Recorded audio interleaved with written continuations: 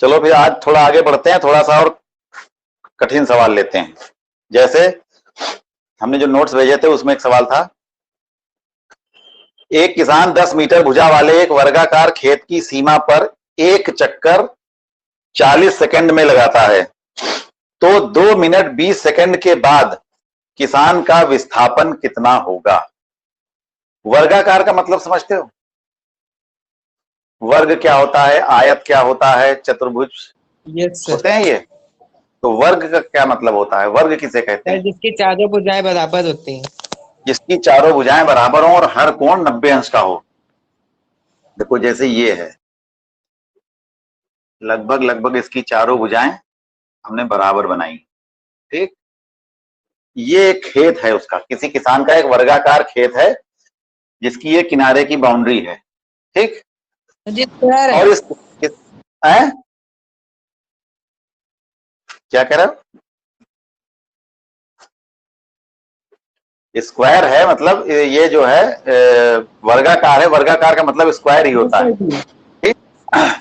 तो इस खेत पर किसान जो है किनारे किनारे चक्कर लगा रहा है, और किसान यहां से मान लो चलना शुरू करता है, ए, ये कोना बी, ये कोना सी, ये कोना डी, ठीक।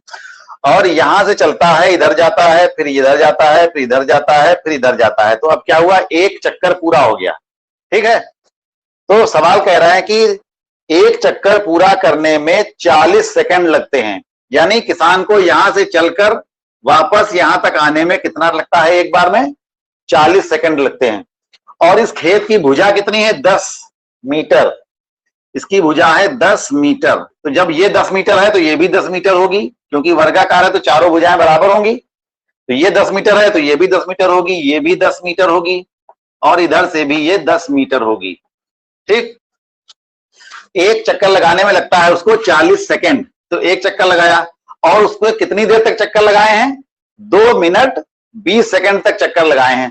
तो पहले ये पता करो कि 2 मिनट 20 सेकंड में कितने चक्कर पूरे होंगे। तो 2 मिनट का मतलब कितना हो, पहले 2 मिनट 20 सेकंड को हम क्या करेंगे, सेकंड में बदलेंगे। तो यहां पर लिखेंगे कि एक चक्कर में लगा समय,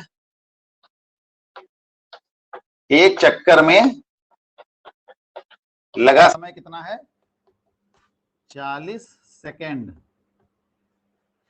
एक चक्कर में लगा समय जो है वो 40 सेकंड है, ठीक। और उसको कितनी देर तक उसने चक्कर लगाए हैं, 2 मिनट 20 सेकंड तक। तो कुल समय कितना है, कुल समय है तुम्हारा 2 मिनट 20 सेकंड। अब 2 मिनट 20 सेकंड में कुल कितने सेकंड होंगे, पहले हम ये बनाएं, क्योंकि समय हम सेकंड में लेते हैं जनरली, मिनट में नहीं लेते हैं। तो 2 मिनट 20 सेकंड में कितने कुल सेकंड होंगे, तो 1 मिनट में कितने सेकंड होते हैं, 60। 1 मिनट में होते हैं 60 सेकंड। तो 2 मिनट में कितने होंगे, 2 मिनट में कितने होंगे, 140 सेकंड। 1 मिनट में 60 सेकंड होता है, तो 2 मिनट में कितने होंगे, 120। हाँ, 2 मिनट में 120 होंगे, और 20 सेकंड ये और हैं, तो ये 20 सेकंड और जुड़ जाएंगे, तो कितने हो जाएंगे, टोटल 140 सेकंड हो जाएंगे, ठीक है। यानी ये बराबर होंगे 2 गुणे 60 सेकंड और प्लस 20 सेकंड। ये बराबर हो जाएगा 120 सेकंड प्लस 40 सेकंड। तो ये बराबर हो गया 140 सेकंड। यानी उसने कितनी देर तक चक्कर लगाया, 140 सेकंड तक उसने चक्कर लगाए। और एक चक्कर में उसको लगता है 40 सेकंड। कुल उसने 140 सेकंड तक चक्कर लगाता रहा वो, और एक चक्कर में उसको टाइम लगता था 40 सेकंड। तो बताओ उसने कुल कितने चक्कर लगाए, तो चक्करों की संख्या कितनी होगी, तो 140 सेकंड में कितने चक्कर हो जाएंगे। अगर वो एक चक्कर 40 सेकंड में लगाता है तो 140 सेकंड में कितने चक्कर हो जाएंगे, तो क्या करेंगे, 140 को 40 से भाग कर देंगे। चक्करों की संख्या बराबर होगी 140 बटे 40, ठीक है। अब इसको हल करो, तो 0 0 कट गया, 2 दूनी 4, 2 सत्ते 14, और इसको काट देंगे, आया 7/2, इसको भाग करके निकालेंगे तो आएगा 3.5। 3.5 का मतलब क्या हुआ? 3.5 चक्कर, यानी 3 चक्कर पूरे पूरे और 1 चक्कर आधा। तो देखो यहां से चला, मान लो 1 चक्कर किया इसने, ठीक, फिर 2 चक्कर किए इसने, और फिर 3 चक्कर किए। 3 चक्कर ये हो गए, अब आधा चक्कर और होना, तो आधा चक्कर कहां खत्म होगा? यहां से जाएगा और ये यहां पर खत्म होगा, उसका आधा चक्कर खत्म होगा ना। तो 3.5 चक्कर लगाने के बाद किसान कहां पर पहुंचेगा? सी पर होगा उस समय। जब 3.5 चक्कर पूरे होंगे तो किसान उस समय कहां पर होगा? सी पर होगा। ठीक है ना, समझ में आई ये बात? जी सर। चक्कर कितने हुए? 3.5। 3.5 चक्कर लगाने पर वो कहां पर होगा? सी पर होगा। ठीक, तो अब इस स्थिति में इसका विस्थापन कितना होगा? विस्थापन क्या होता है? प्रारंभिक स्थिति और अंतिम स्थिति के बीच की सीधी दूरी को या न्यूनतम दूरी को हम कहते हैं विस्थापन। तो यहां से इसने चलना शुरू किया था, तो ये प्रारंभिक स्थिति है, और 3.5 चक्कर लगाने के बाद कहां रुका है? वो यहां पर रुका है। ठीक है, तो विस्थापन कितना होगा? तुम क्या करेंगे, इसको सीधे मिला देंगे।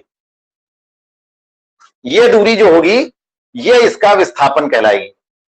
यही बताया ना कि प्रारंभिक स्थिति और अंतिम स्थिति के बीच की जो सीधी दूरी होती है एकदम, वो कहलाती है विस्थापन। रास्ते कई हो सकते हैं, इधर से नहीं गया हो, ये कोई रास्ता नहीं है, लेकिन इसका विस्थापन अगर हमें नापना हो कि अब वो प्रारंभिक स्थिति से कितनी दूरी पर है, तो वो इतनी दूर है बस, तो वो सीधा रास्ता, ये जो लंबाई होगी ये कहलाएगी इसका विस्थापन। और ये भुजा क्या कहलाती है वर्ग में? इस भुजा को हम कहते हैं कर्ण या विकर्ण कहते हैं इसको। ठीक, इसको क्या कहते हैं? विकर्ण। ठीक, तो अब तुमको इस भुजा का मान निकालना है, कितना होगा, इस भुजा की लंबाई कितनी होगी, यही इसका विस्थापन होगा। तो इस भुजा की लंबाई निकालने के लिए हम क्या करेंगे? क्योंकि ये वर्गाकार है तो ये एक त्रिभुज ये बन रहा है, ये एक त्रिभुज बन रहा है, और ये त्रिभुज कैसा है? इसका एक कोण कैसा है? समकोण है। तो ये कौन सा त्रिभुज हुआ? समकोण त्रिभुज हुआ। तो समकोण त्रिभुज में क्या होता है कि एक लंब होता है, एक आधार होता है और एक विकर्ण होता है। ठीक, तो यहां पर पाइथागोरस प्रमेय के हिसाब से इसको हम हल करेंगे। पाइथागोरस प्रमेय क्या होती है पता है? पढ़िए। यस सर, मैथ में। पाइथागोरस प्रमेय का नाम सुना है कभी मैथ में? यस सर जी, सुना है, लगाया। क्या होती है बताओ, बताओ क्या होती है पाइथागोरस प्रमेय? सवाल लगाते समय सब गणित आ जाएगी उसमें, क्योंकि सवाल हल करना तो गणित के नियमों से ही होगा। Yes sir. सिद्धांत तुम फिजिक्स में पढ़ोगे, लेकिन जो सवाल हल करोगे तो वो तो गणित के सिद्धांतों से ही हल करोगे।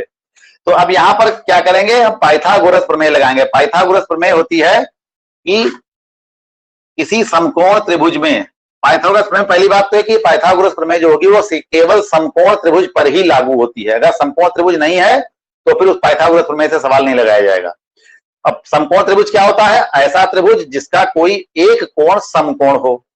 ठीक, तो ये कोण इसका समकोण है।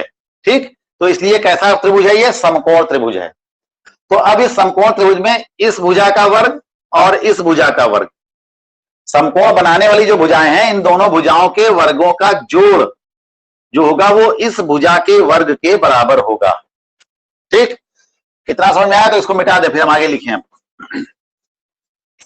तो अब क्या होगा यहां पर, अब तुम्हारे पास जो त्रिभुज है वो कौन सा है? ए सी डी। तो त्रिभुज एसीडी में पाइथागोरस प्रमेय के अनुसार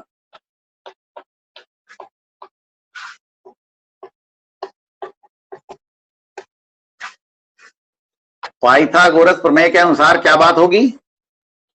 CD का स्क्वायर यानी CD स्क्वायर प्लस AD का स्क्वायर। ये भुजा कौन सी है? A और D तक है तो AD भुजा कही जाएगी ये। तो ये हुआ AD का स्क्वायर, ये बराबर होगा AC का स्क्वायर। तो बराबर इधर लिख लो AC स्क्वायर, यानी AC स्क्वायर बराबर होगा CD square plus AD square. ये होगा पाइथागोरस प्रमेय के हिसाब से। इस भुजा का वर्ग प्लस इस भुजा का वर्ग बराबर कर्ण का वर्ग। हमेशा कर्ण का वर्ग बराबर होता है। ठीक, तो कर्ण का वर्ग तो हमें निकालना है, AC स्क्वायर का मान हमें निकालना ही है, क्योंकि ये भुजा हमको नहीं मालूम, यही तो हमें ज्ञात करनी है। ये बराबर होगा CD की लंबाई कितनी है 10 मीटर, ठीक है। तो CD का स्क्वायर है यहां पर, तो ये हो जाएगा 10 का स्क्वायर प्लस AD कितनी है, AD भी 10 है, तो यहां पर ये भी 10 का स्क्वायर हो जाएगा, ठीक है, ये भी 10 का स्क्वायर हो जाएगा। अब AC स्क्वायर बराबर होगा 10 का वर्ग करेंगे, क्या आएगा, 10 का वर्ग करने का मतलब है 10 को 10 से गुणा करेंगे तो कितना आएगा, 10 को 10 से गुणा करेंगे कितना आएगा 100। तो ये 100 हो गया, प्लस अब यहां पर भी वही है 10 का स्क्वायर, तो क्या हो जाएगा, ये भी 100 हो जाएगा। तो AC, हाँ, तो ये हो जाएगा 200, ठीक, जुड़ जाएगा 200 हो जाएगा। अब इधर ये लगा है स्क्वायर, जब स्क्वायर हटाएंगे इधर तो यहां बचेगा AC, तुमको AC, हाँ, तो इधर क्या करेंगे, रूट लगा देंगे, वेरी गुड। तो ये हो जाएगा √200।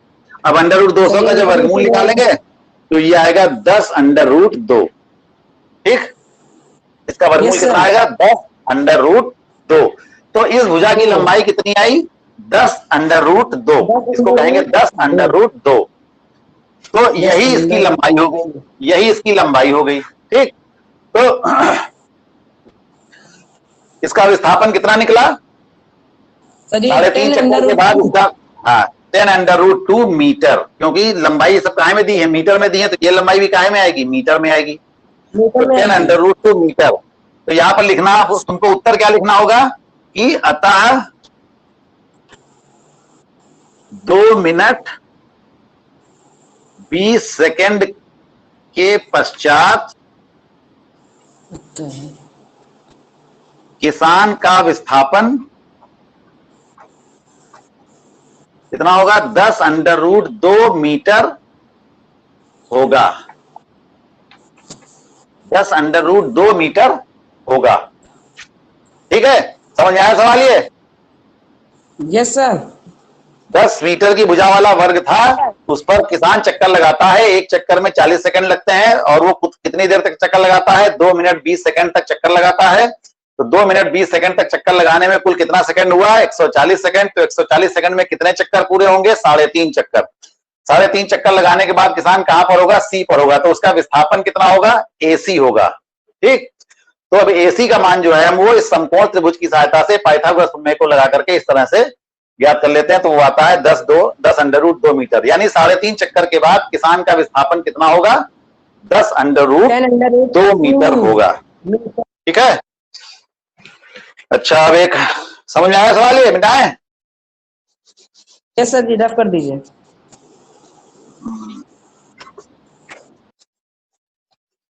चलो,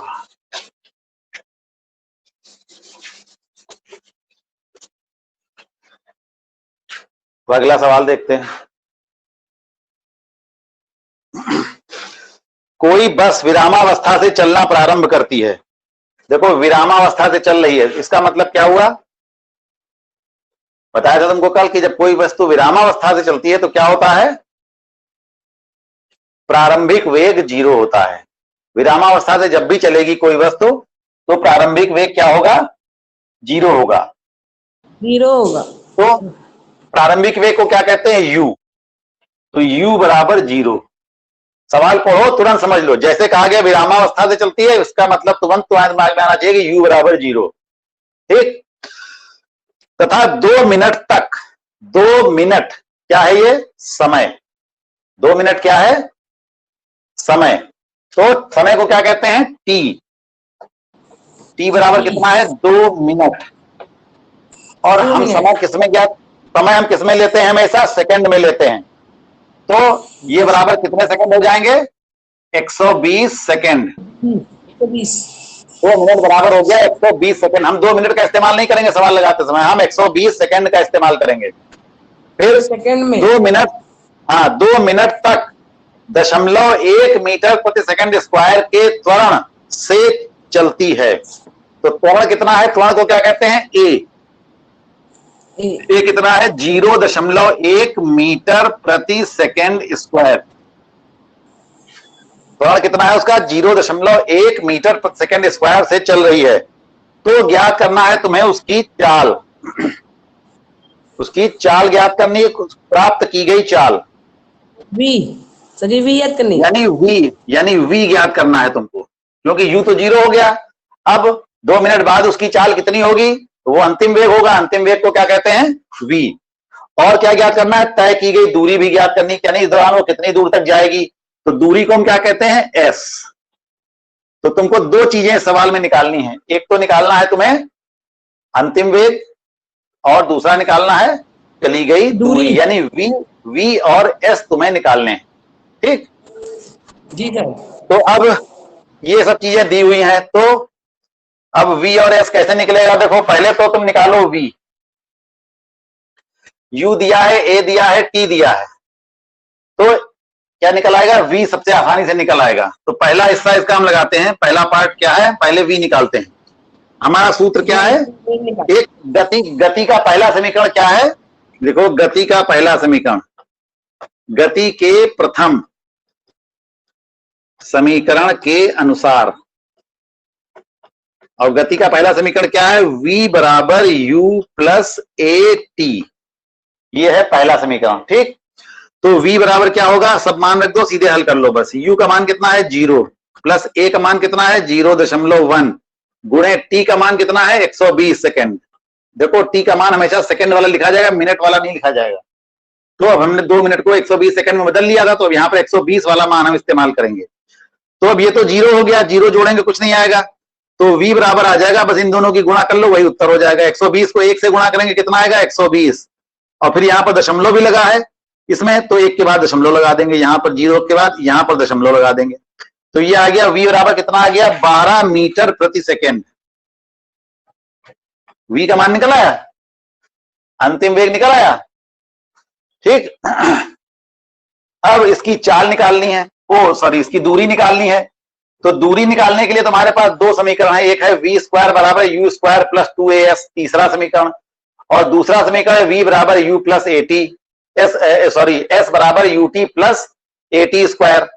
तो s निकालने के लिए तुम्हारे पास 2 समीकरण हैं, एक है तुम्हारे पास s बराबर ut plus 1/2 A T square, यहां पर भी s आता है इस समीकरण में, और दूसरा समीकरण तीसरा वाला है v स्क्वायर बराबर u स्क्वायर प्लस 2as, यहां पर भी s आता है। तो दूरी निकालने के लिए हम इन 2 समीकरणों में से किसी एक का इस्तेमाल करेंगे, जो चीज हमारे पास दी हुई है। तो अब हमारे पास तो सब कुछ दिया हुआ है, हम चाहे ये वाला समीकरण लगाएं, चाहे ये वाला समीकरण लगाएं, दोनों में से किसी एक समीकरण से हम निकाल सकते हैं, क्योंकि हमको u भी मालूम है, t भी मालूम है और a भी मालूम है, तो ये भी लगा सकते हैं। u भी मालूम है, v भी मालूम हो चुका है हमको, अब यहाँ पर हमने v निकाल लिया है, तो v भी हमको मालूम है, u भी मालूम है, a भी मालूम है, तो हम s निकाल सकते हैं। तो इस स्थिति में हम इन दोनों में से कोई भी एक समीकरण लगा देंगे तो हम दूरी हमारी निकल आएगी। ठीक है, चलो हम फिर नीचे तीसरा वाला लगाते हैं, क्योंकि इसमें गुणा भाग थोड़ी कम रहेगी, वरना तुम उसमें परेशान हो जाओगे। अब हम लिखेंगे दूसरा पार्ट इसका लगाएंगे, क्या होगा, गति के तृतीय समीकरण के अनुसार, तृतीय समीकरण के अनुसार क्या होगा, v स्क्वायर बराबर u स्क्वायर प्लस 2as। तो v स्क्वायर, v का मान कितना निकाला यहां पर 12, तो ये हो गया 12 का स्क्वायर, प्लस u कितना था 0 बराबर, u का मान कितना था 0, तो 0 का स्क्वायर करेंगे तो भी 0 रहेगा, प्लस 2 गुणे a कितना है 0.1 मीटर, तो 0.1 मीटर पर सेकंड स्क्वायर हो गया, गुणे s, ये हमको निकालना है। ठीक, तो s को ऐसे ही रहने देंगे, क्योंकि s हमको ज्ञात करना है। अब 12 का स्क्वायर करेंगे कितना आएगा 144, बराबर होगा, ये तो 0 हो गया, इन दोनों की गुणा कर लो, तो 2 को 0.1 से गुणा करेंगे आएगा तो 0.2 आ जाएगा, 0.2 s। अब यहां पर s को ठीक से बनाना, वरना इसको 5 पढ़ लेंगे कोई ना कोई, तो ये 25 समझ में आएगा इसको। इसलिए s को ठीक से बनाना कि s लगे देखने में गोल गोल कर देना, जिससे 5 ना लगे। बहुत लोग 5 भी ऐसे बना देते हैं ना, तो इसलिए यहां पर अब ध्यान से रखना बन लिखते समय, नहीं तो इसको 5 पढ़ लिया जाएगा। अब क्या होगा, अब इसको उलट के लिख लेते हैं, 0.2s बराबर 144। तो अब s का मान क्या होगा 0.2 होगा, उधर बटे में चला जाएगा, 144 बटे 0.2। अब इसको कैसे हल करेंगे? ये दशमलव हटेगा तो ऊपर एक जीरो बढ़ जाएगा, तो हो जाएगा 1440 बटे 2।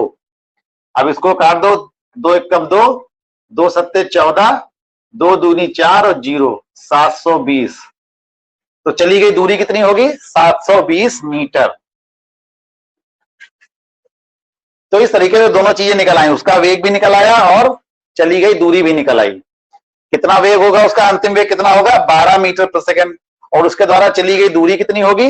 720 मीटर। ठीक है, कुछ पल्ले पड़ा? समझ में आया? Yes sir, yes sir, yes sir. चलो बढ़िया बात, समझ में आना चाहिए बस। अगला सवाल है, एक ट्रॉली ढाल पर 2 मीटर प्रति सेकंड स्क्वायर के त्वरण से जा रही है। ढाल पर जा रही है, कितना त्वरण है उसका? त्वरण मतलब ए, त्वरण को क्या कहते हैं? ए। तो ए बराबर कितना है? 2 मीटर प्रति सेकंड स्क्वायर। ये सब तुम्हारे जो हमने नोट्स भेजे उसी के सवाल हैं। एक ट्रॉली ढाल पर 2 मीटर प्रति सेकंड के त्वरण से जा रही है, यदि गति प्रारंभ करने के 3 सेकंड पश्चात उसका वेग कितना होगा? गति प्रारंभ करने के, तो यानी प्रारंभ कर रही है गति, तो इसका मतलब प्रारंभ में उसकी गति कितनी होगी? 0 होगी। जब उसने गति प्रारंभ की है तब उसकी गति कितनी थी? 0 थी। यानी u बराबर, हाँ, u बराबर 0। तो 3 सेकंड बाद, 3 सेकंड क्या हुआ? टाइम। t बराबर हुआ 3 सेकंड। उसका वेग कितना होगा? यानी v, अंतिम वेग उसको निकालना है। उसका वेग कितना होगा? तो ये तो बहुत आसान सवाल है, गति का प्रथम समीकरण लगा दो, सवाल लग जाएगा बस। v बराबर u प्लस ए टी, सीधे u प्लस ए गुणे टी। तो क्या होगा? गति के प्रथम समीकरण के अनुसार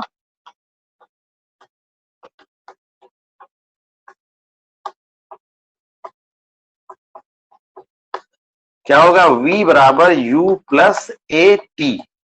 तो v बराबर हो जाएगा, u का मान कितना है? 2, u का मान 0, प्लस a का मान है 2 और गुणे t का मान कितना है? 3। तो ये हो गया v बराबर 3 दूनी 6। ये 0 जोड़ा जाएंगे तो कुछ नहीं हो, 6 ही रहेगा। 3 दूनी 6, 6 में 0 जोड़ेंगे कितना आएगा? 6 आएगा। तो v बराबर 6 मीटर प्रति सेकंड। तो उसका अंतिम वेग कितना होगा? 6 मीटर प्रति सेकंड होगा। अब इसके नीचे यहां पर तुमको उत्तर लिखना है, तो ट्रॉली का अंतिम वेग 6 मीटर प्रति सेकंड होगा।